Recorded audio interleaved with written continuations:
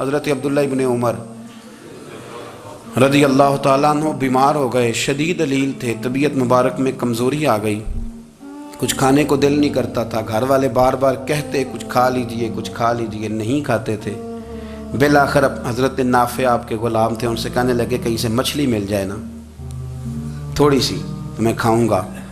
تو کہتے ہیں میں سارے مدینے میں ڈھونڈتا رہا، مچھلی نہ ملی، اگلے دن بھی ڈھونڈی تو نہ ملی، تیسرے دن بھی ڈھونڈی تو نہ ملی، تو فرمانے لگے یار بس چھوٹی سی خواہش ہے، کوئی فرض نہیں ملتی تو رہنے دے۔ کہتے ہیں چوتھے دن مچھلی مل گئی، میں 1.5 دینار کی مچھلی لا کے حضرت عبداللہ ابن عمر رضی اللہ تعالیٰ عنہ کے سامنے جو مچھلی رکھی تو آپ نے لقمہ روٹی کا توڑا تھا، مچھلی کو لگانے لگے کہ دروازے پہ فقیر نے آ کے آواز دی کچھ کھانے کو دو۔ تو حضرت عبداللہ ابن عمر نے روک لیا اور ہنسے۔ کئی دفعہ دے ہم بھی دیتے ہیں پر ہمارا چہرہ دیکھنے والا ہوتا ہے، اتنے ہم غصے میں ہوتے ہیں دے دیتے ہیں، لیکن جو چھلوٹیں ہوتی ہیں نا چہرے والی وہ گنی نہیں جاتی۔ ہنسے، فرمایا دیکھو میرا اللہ کتنا کریم ہے، وہ مجھے بچانا چاہتا ہے، اٹھا بار دیا جا کے۔ تو خادم اب حکم کا پابند تھا، وہ لیت اللہ تو کر نہیں سکتا تھا، وہ گیا اور جا کے دے آیا۔ فقیر جب سارے محلے سے آٹا اکٹھا کر لیتے ہیں تو پھر ایک جگہ جا کے بیچتے بھی ہیں۔ دے آیا، وہ 2 گلیاں آگے گزرا تو میں پیچھے دوڑا گیا، میں نے کہا سچ بتا کھانی ہے کہ بیچنی ہے؟ وہ کہنے لگا جو بھی سبب لگ جائے کر جاؤں گا، آپ نے دے جو دی ہے۔ تو کہتے ہیں میں نے اسے کہا کہ یہ 1.5 دینار کی میں نے خریدی تھی، اگر تو 2 دینار کی مجھے بیچ دے تو آج کل مچھلی مدینے میں مل نہیں رہی، تو میں اپنے آقا کو دے دوں گا، وہ یہی کھائیں گے، بیمار ہیں۔ تو کہنے لگا جی بسم اللہ، مجھے کیا اعتراض ہے، 2 دینار مل رہے ہیں، 1.5 کی مچھلی، اور 1.5 کی بھی کسی نے نہیں خریدنی تھی، اب تو پک گئی۔ فرماتے میں نے 2 دینار اس کو تھمائے، وہ مچھلی اس سے خریدی اور خرید کر کے میں لا کے حضرت عبداللہ ابن عمر کے سامنے دوبارہ رکھی۔ تو فرمایا یہ کیسے آ گئی؟ میں نے کہا حضور 1.5 کی خریدی تھی اور پھر فقیر کو دے دی، اب اسی سے میں 2 دینار کی خرید کے لایا ہوں، آپ قبول فرمائیں۔ تو فرمانے لگے تم نے اچھا نہیں کیا، اب اس طرح کرو 2 دینار بھی اسے دیا اور مچھلی بھی واپس دیا۔ عرض کی حضور کیوں؟ فرمایا تم نے قرآن نہیں پڑھا؟ حضور پڑھا ہے۔ فرمایا رب فرماتا ہے لن تنالوا البر حتی تنفقوا مما تحبون، تم بھلائی کو اس وقت پہنچو گے جب اپنی پیاری چیز راہ خدا میں خرچ کرو گے۔ امام غزالی نے لکھا ہے، فرمانے لگے دیا تو وہ حضرت نافع کہتے ہیں میں دینے گیا، دے کے واپس آیا تو کچھ پریشان تھا کیونکہ مجھے بھی 4 دن ہو گئے تھے نا تلاش کرتے، تھوڑی طبیعت میں مایوسی تھی کہ اتنی محنت سے میں نے لایا اور آپ نے واپس کر دی۔ تو حضرت عبداللہ ابن عمر نے مجھے قریب بٹھایا، پھر مجھے تھپکی دی، فرمانے لگے پتر میں نے ویسے بھی کبھی جھوٹ نہیں بولا اور آج کل تو میں ویسے ہی بیمار ہوں، ٹائم ہی نہیں، وقت ہی نہیں، موقع ہی نہیں جھوٹ بولنے کا، میں تجھے سچ بتاؤں مجھے مچھلی کھا کے اتنا سکون نہیں ہونا تھا جتنی اللہ کے راستے میں خیرات کھا کے مجھے سکون ہوا۔ تو تجھے تو میری راحت سے غرض ہے نا کہ مجھے راحت کیسے ہوتی ہے، تو مجھے سکون ملا ہے راہ خدا میں دے، میں نفسانی خواہش پوری کر لیتا تو یہ میرا نفس کل پھر مجھ سے مچھلی مانگتا، پرسوں کہتا نہیں چھوٹے گوشت کی یخنی بھی چاہیے۔ ہم لوگ الجھ گئے ہیں، بہت بڑے قیدی ہیں اپنے آپ کے، بڑے قیدی ہیں، سارا دن اپنی خواہشات کی تکمیل میں بھاگے رہتے ہیں، بڑے بڑے سونے نوجوان۔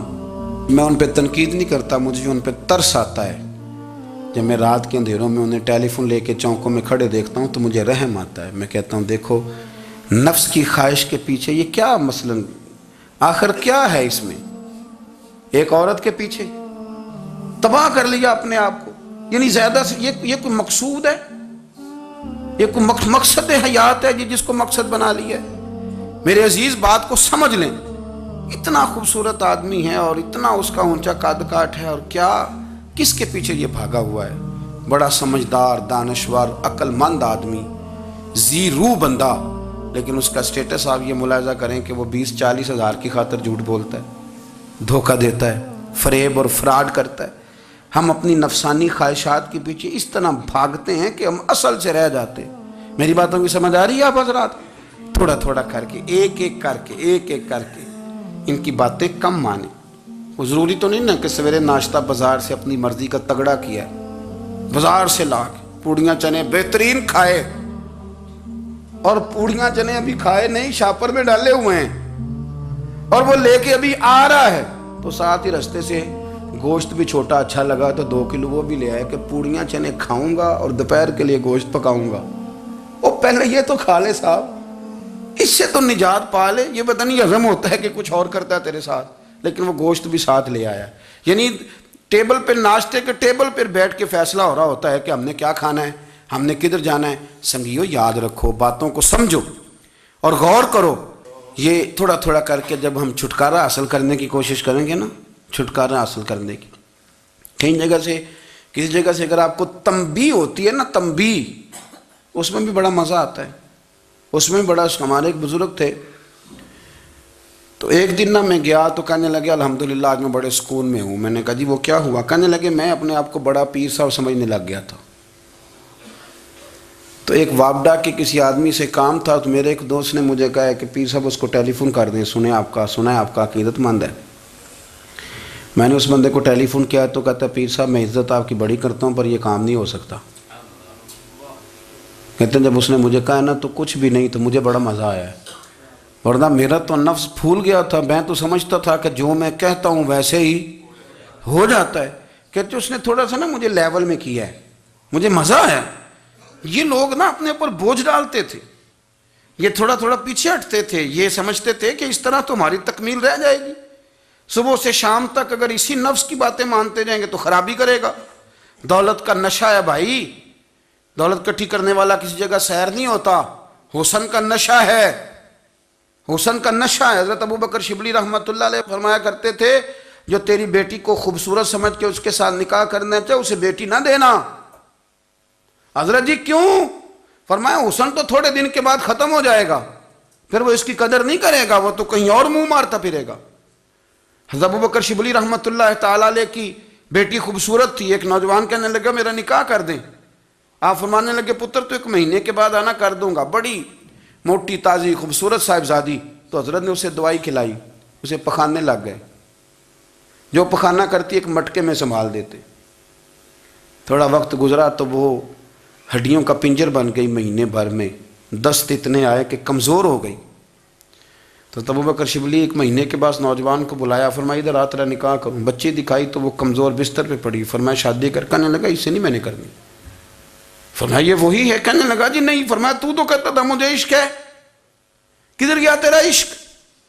کہنے لگا حضرت صاحب آپ کیسی بات کر رہے ہیں؟ فرمایا ادھر آ۔ پھر وہ مٹکا جس میں گند رکھا تھا وہاں لے گئے، فرمانے لگے تیرا اس کے ساتھ عشق تھا، یہ ہے تیرا عشق۔ فرمایا اسے تو میں 4 دن روٹی کھلاؤں گا پھر تندرست ہو جائے گی، لیکن میں دیکھنا چاہتا تھا کہ تو میری بیٹی سے پیار کرتا ہے یا اس کے چہرے پہ آنے والی کچھ وقت کے لیے سرخی سے پیار کرتا ہے، اس لالی سے پیار کرتا ہے جو جوانی کے وقت بچوں اور بچیوں پہ آتی ہے۔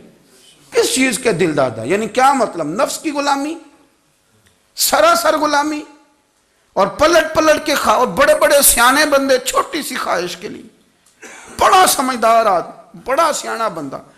میں ایک بڑے بزرگ عالم تھے، میں ایک دفعہ ملنے گیا تو پائے پکا رہے تھے،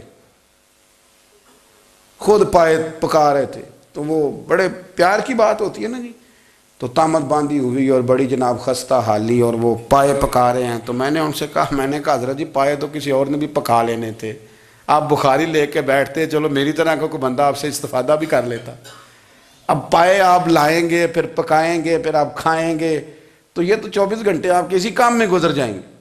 تو یہ ایک چھوٹی سی خواہش کے لیے، میں کسی چیز کو حرام نہیں کہہ رہا، قرآن پاک کی جو آیت پڑھی ہے صرف اس کی تفسیر آپ کے سامنے عرض کر رہا ہوں۔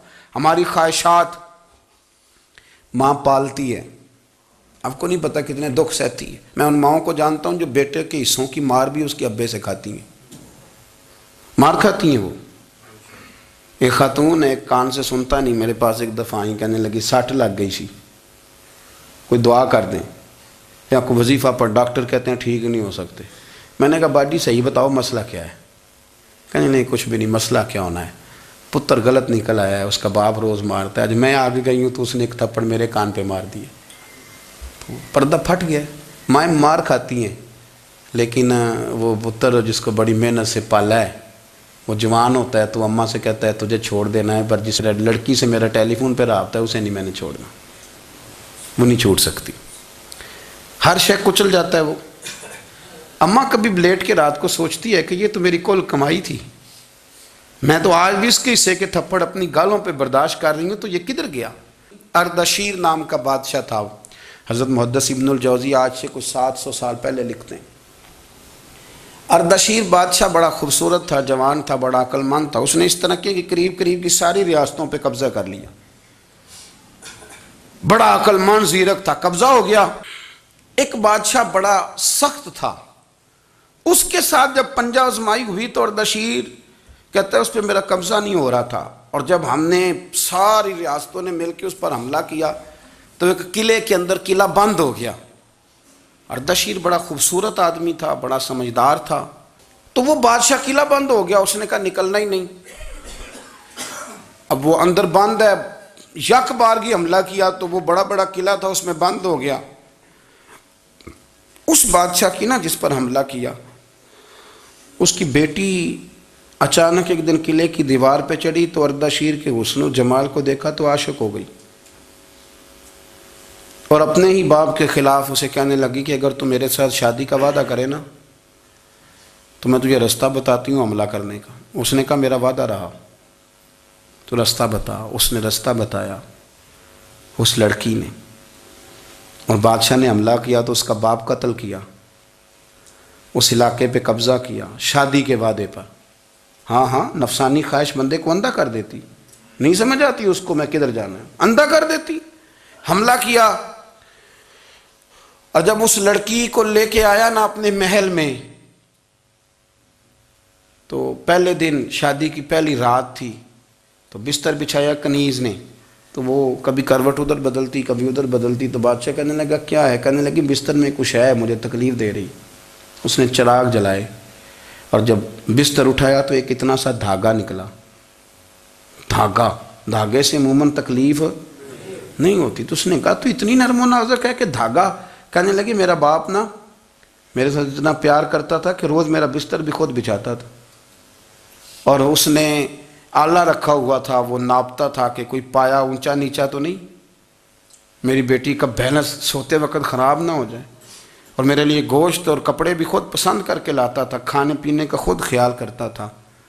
اردشیر کہنے لگا اچھا وہ اتنا پیار کرتا تھا، اور پھر تو نے اس کے ساتھ کیا کیا؟ کہنے لگا بلاؤ کنیزوں کو۔